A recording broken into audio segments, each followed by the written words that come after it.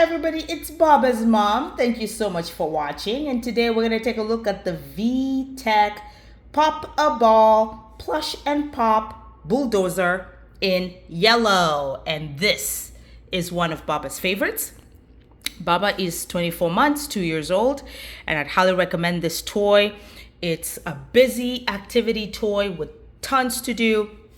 And when I tell you the toddlers get busy, you're gonna love this one. And so it's a musical toy and there's lots of activity happening here. So I'll kind of make sure that I show you. I'm the team leader. I'm ready to clear the way. 3, 2, 4.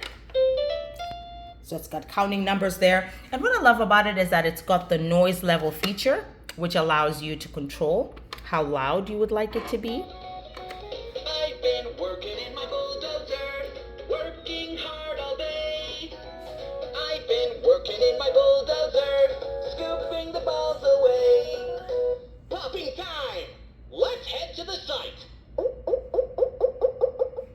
A must. And so it's got different tunes, and the nice thing about it is that when you roll it and Bubba plays with it, it actually has that propelling portion, which is absolutely amazing for the little child as they're playing with it, which is super fun.